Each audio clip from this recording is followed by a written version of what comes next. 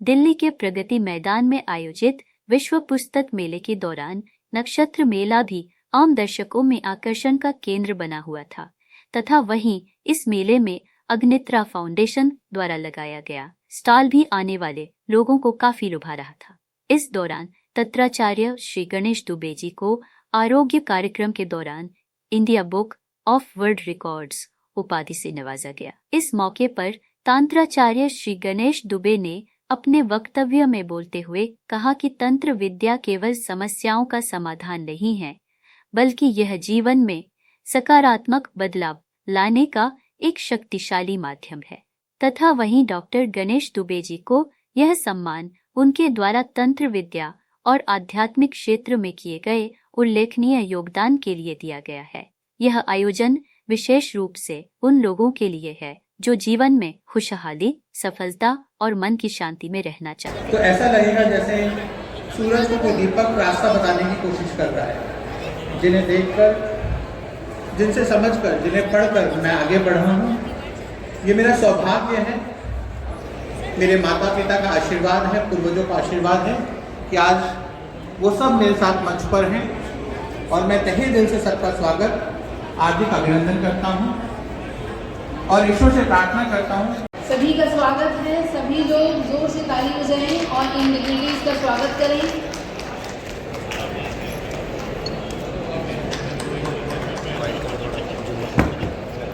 जैसे ही इनके साथ मेरा तारुफ हुआ तो मुझे अच्छा लगा कि चलो मेरे माइंडसेट का एक आदमी तो और सामने आया।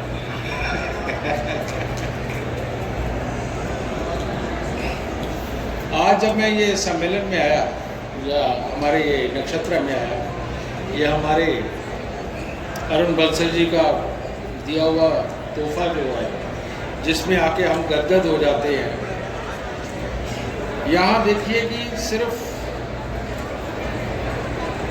हमारा बताओ पूरे हर्ष और उल्लास के साथ जितने उपाय बताए हैं उन सभी को याद करते हुए और जो आज जो उन्होंने हमें एक अपॉर्चुनिटी दी है अपना ऐप। मिस्टर दिवाकर जो ये तो डॉक्टर हैं, ये स्वयं आए हुए और मजे की बात ये है कि वो भी वेद पे, शास्त्र पे, अध्यात्म के ऊपर, एस्ट्रोलॉजी के ऊपर रिसर्च कर रहे हैं और लंदन के अंदर इसका प्रचार सब कुछ कर रहे हैं सरकार की मदद से। उससे भी बड़ी बात, यहाँ जब हम आए हैं इतने सारे बेटा सब किसी के साथ वार्ता करने के बाद जब कोई एक नई चीज मिलती है ना, वो ज्ञान की गंगा को बहाती है, एक और किताब तो यहाँ पर सबका मेल जोल और गणेश जी का ये जो प्रोग्राम जो आज हुआ इसके अंदर ये इतने सारे जो एस्ट्रोलॉजर आए, इन्होंने सबके साथ मिलजुल करके लोगों के वाकई में दुखों के निवारण का जो एक रास्ता दिया है, ये एक अतुलनीय है। और जो सबसे बड़ी बात दिवाकर जी से बात करके और जो मैंने यहाँ किया, आपको पता चला होगा कि एस्ट्रोलॉजी और मेडिकल साइंस दोनों सेम है। अगर हम किसी के विचार साइकोलॉजी से किसी को वो एक्चुअली तभी पड़ती है जब कोई ग्रह खराब होता है, उसका चंद्रमंडल खराब होता है। अगर बीमारी आती है तो वो कारण क्या बनता है? यही बुध बृहस्पति का खराब होना। और इसके बाद में अगर किसी को अमीर बनना है तो कौन से ग्रह को कंट्रोल कैसे करना है, ये मैंने सबको यहाँ एग्जाम्पल के तौर पर समझाया। इंसान के अंदर की जो आदतें हैं वो आदतें कैसे डेवलप होती है ये यहाँ मैंने बताया। तो इन्हीं सब चीज़ों को तो इलाज करना होता है। अब इसका इलाज मेडिकल साइंस के जरिए करें तो वो शायद पूरा उतना इफेक्टिव नहीं होगा जब तक कि आप ग्रहों का इलाज करके अपने आप को ठीक नहीं कर लेंगे। कई बार डॉक्टर की दवाई लगनी भी बेटा संभव नहीं होगी। सर, एस्ट्रोलॉजी का जब नाम आता है तो मन में ख्याल आता है कि ग्रहों का खेल होगा या फिर तंत्राचार्य का खेल होगा, मेडिकल किस तरह जोड़ कर देगा? अच्छा एक बात बताओ, जो तू करती है वो तेरे को अच्छा लगता है? हो सकता है तेरे मम्मी पापा को या भाई बहन को बुरा लगता है। इसी तरह से जो मैं कर रहा हूँ हो सकता है मुझे अच्छा लगता है, औरों को भी अच्छा लगता है, लेकिन औरों को कईयों को बुरा लगता है। ये क्या है? ये भाव है ना, है ना। हमारे भाव के अनुसार जो है हमारे शरीर के अंदर की बीमारियां पनपती है, किसी को ये होती है, किसी को वो होती है। तो भाव का कितना बड़ा संबंध बन गया। इस भाव के कारण ही बेटा हमारा कर्म डिसाइड होता है कि हम अच्छा करेंगे या बुरा करेंगे, या ज्यादा कर सकते हैं या कम कर सकते हैं। ज्यादा कम कोई थक जाता है, कोई रात दिन लगा रहता है। होता है ना। अब ये सारी चीज का निर्माण कहाँ से होता है? सारी चीज का निर्माण होता है बेटा जब हम पैदा होते हैं, उस वक्त जो जन्म कुंडली बन जाती है ना, तब हमारे गुण तय हो जाते हैं। तो वहीं से डिसाइड हो जाता है कि ये बच्चा भाग्यहीन है, जिसके आने के बाद माँ बाप भी तरक्की नहीं कर पाएंगे और ये भी नहीं कर पाएगा। भाग्यहीन होने का मतलब क्या है? हर बात पे चिढ़ना, माहौल के अंदर कमियां निकालना, किसी की बात का बुरा मान जाना जल्दी और काम पे टिकना ना, ये भाग्यहीन है। और जो इंसान धैर्य से सुन के बिल्कुल प्यार से प्लानिंग करके जो गहराई में गोता दे करके निकल जाता है किसी को नाराज किए बिना, वो भाग्यशाली बच्चा होता है। और ये ताकतें आप अपने भाई बहन को भी नहीं दे सकते समझा के। अगर एक कोई बिगड़ा हुआ भाई बहन अपने घर में है ना, तो बेटा आप समझा नहीं सकते उसे। इसलिए कहते हैं इंसान को कुछ नहीं दे सकता, जो दिया जलेगा अपने दिमाग से, अपने दिल से जलेगा। तो इसीलिए एस्ट्रोलॉजी का बहुत बड़ा महत्व है। अगर गए अच्छे तो पार, बुरे तो डूब गए। बुरे का इलाज नहीं किया तो बेटा डूबे ही रहो। सुनो, मेरा सवाल ये है कि अगर भाग्य पे भरोसा कर ले, जो भाग्य में लिखा होगा वो होगा ही, तो वहाँ पे आपके ग्रह नक्षत्र कहाँ चले जाएंगे? वो क्या उसको बदल, मेरा सवाल पूरा देखिए, क्या वो उसको बदल सकते हैं ग्रह नक्षत्र, या फिर भाग्य में लिखा हुआ होगा तो फिर ग्रह नक्षत्र का खेल कहाँ गया? बेटा पहले प्लेग आती थी ना, गांव के गांव, शहर के शहर खत्म हो जाते थे। आज आती है? आज आती है? नहीं आती। आती है लेकिन ठीक हो जाती है ना। हाँ, मैं कोरोना आया, रोज कैंसर होता है, अल्सर होता है, वो भी रिकवर करते हैं ना। तो बेटा ये क्या है? ये भाग्य का कैंसर अल्सर ही तो है, मैं रोज ठीक करता हूँ। 4.5 करोड़ लोग मेरे साथ जुड़े हुए हैं, ये कोई मजाक नहीं है। आज तक पर्सनली 2.5 लाख लोग देख चुका हूँ। बेटा उनको कुछ मिलता है तो आज मेरी अपॉइंटमेंट 6 महीने की है, वरना कौन है, किसके पास जाता है कोई, है ना। तो रजे इन सब चीजों का इलाज होता है, समझ गए? क्या जी? बेटा आपको मेहनत करने की जरूरत नहीं, मेरे उपाय कर लो, सारे चक्रा ठीक हो जाएंगे। गणेश जी के ऊपर क्या कहेंगे? उनको वर्ल्ड बुक ऑफ अवार्ड मिला है गणेश जी को।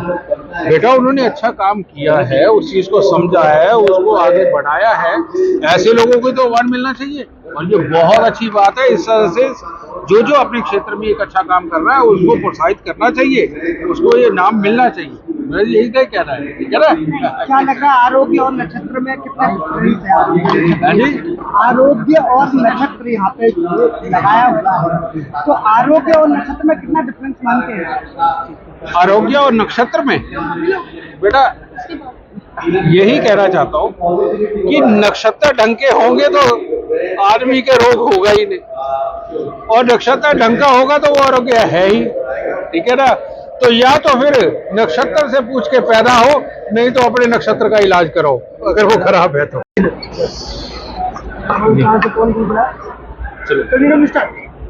सर आज के इस इवेंट के बारे में बताइए। जी, आप सबका बहुत बहुत धन्यवाद, आप लोग यहाँ पर आए। नक्षत्र में आज ये जो कार्यक्रम हुआ है ये तंत्र मंत्र यंत्र और रत्न रुद्राक्ष के ऊपर हुआ है, और साथ ही साथ international book of record honour का जो अवार्ड है वो दिया गया है। ये पूरे भारतवर्ष में पहली बार किसी को दिया जा रहा है, उससे सम्मानित किया गया मुझे। और मैं IBH लंदन का बहुत बहुत धन्यवाद करता हूँ, डॉक्टर दिवाकर शुक्ल का बहुत धन्यवाद करता हूँ, और JD वशिष्ठ जी का धन्यवाद, अनिल वशिष्ठ जी का धन्यवाद, और उन सभी गणमान्य व्यक्तियों को जिन्होंने आज इस मंच को साझा किया और अपने विचार रखे और मेरा साथ और सहयोग दिया। मैं आप सबका भी बहुत धन्यवाद कर रहा हूँ कि इस मंच को सक्सेसफुल बनाने के लिए जो आप लोगों ने कंट्रीब्यूट किया और जो धीरज और धर्म दिखाया, बहुत बड़ी बात है। तो आप सबके माध्यम से तंत्र मंत्र यंत्र रत्न और रुद्राक्ष का प्रचार होगा, लोगों के दिल में जो डर और भय है वो सब खत्म होगा और उनसे हम मुक्त हो पाएंगे और आगे बढ़ पाएंगे। सर आज जो गणमान्य लोग यहाँ उपस्थित थे उनके बारे में कुछ बताइए। ये सभी अपने आप में गागर में सागर हैं, जैसा मैंने पहले भी कहा।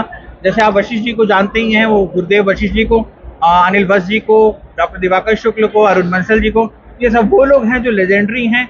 अगर कहा जाए तो ये वो नायक हैं जिन्हें देखकर आज की जनरेशन आगे बढ़ रही है, कि वो इस ज्योतिष इंडस्ट्री के वो सुपरस्टार हैं, वो ऑस्कर अवार्ड विनर हैं, वो लेजेंडरी हैं, वो विश्व में पितामह हैं, जिन्हें देखकर आने वाली जनरेशन और पीढ़ी दर पीढ़ी लोग इनका अनुसरण करेंगे, इनके बताए हुए रास्ते पर चलेंगे और आगे बढ़ेंगे।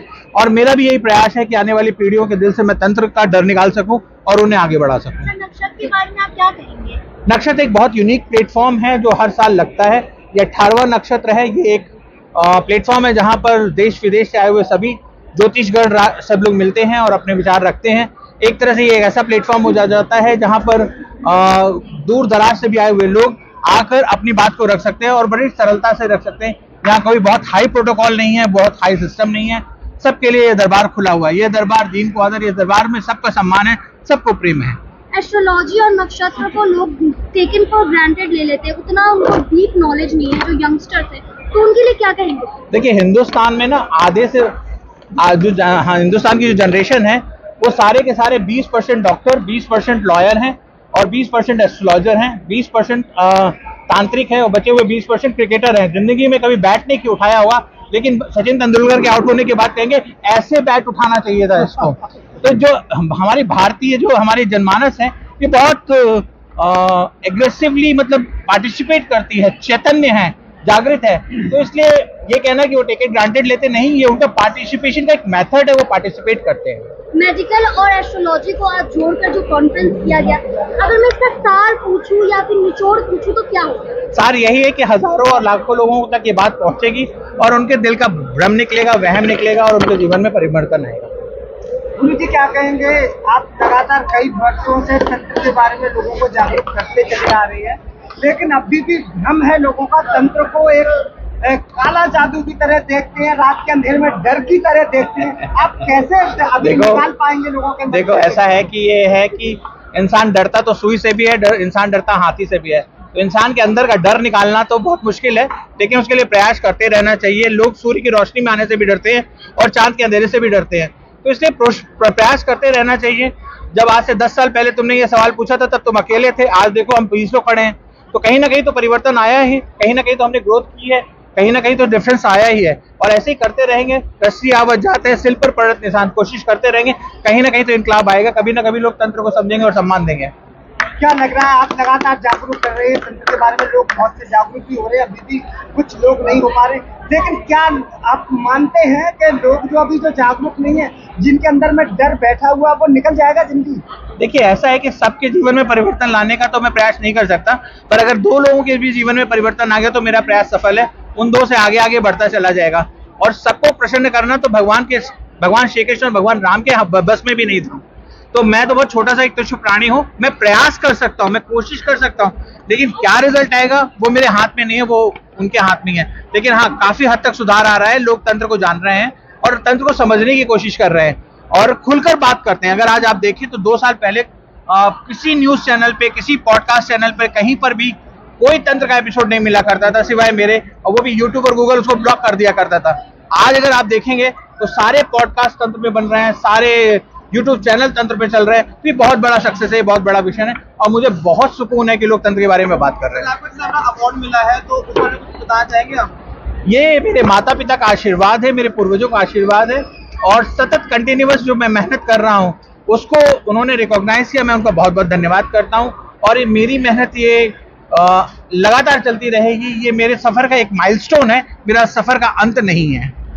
आबादी है जो रात में कहते हैं वो अपनी तपस्या करते हैं, रात में लोगों को क्या सिद्धियां प्राप्त करते हैं, क्या कहेंगे? और कुछ तंत्र विद्या वाले भी हैं, देखिए ज्योतिषाचार्य भी हैं, कई तरीके के अलग अलग हैं, तो लोग विश्वास करें। भारतवर्ष जो है डाइवर्सिटी का नेशन है, यहाँ भिन्न भिन्न प्रकार के लोग होते हैं। हमारे यहाँ सुबह से शाम तक में ना अगर 3 बार खाना बनता है तो 3 बार सब्जियां अलग हो जाती हैं।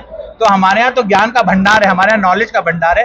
तो चाहे वो तंत्र हो, चाहे ज्योतिष हो, चाहे वो न्यूमरोलॉजी हो, चाहे वास्तु हो, चाहे रत्न हो, चाहे रुद्राक्ष हो, इस पे विशाल ग्रंथ भरे पड़े हैं, जानकार बहुत हैं, बस जनमानस तक पहुंच रहे हैं। 700 सालों की गुलामी के बाद हमने अब अंगड़ाई ली है, सनातन धर्म पुनः आया है और जिस तरह का नेतृत्व हमें मिला हुआ है मोदी जी सरकार के द्वारा और योगी जी सरकार के द्वारा, मुझे वो दिन दूर नहीं है जब भारत एक हिंदू राष्ट्र होगा और हम गर्व से कह सकेंगे हम हिंदू हैं और सनातन की परंपरा को हम आगे लेकर बढ़ा सकेंगे और देश विदेश में हिंदुत्व को, सनातन धर्म को लेकर अपनी ध्वजा को ऊपर कर सकेंगे। लोग फक्र से कहेंगे कि हम सनातनी हैं, हम हिंदू हैं और हम आदि हैं, हम अनंत हैं, हम गर्व से भारतवर्ष हिंदुस्तान के रहने वाले हैं।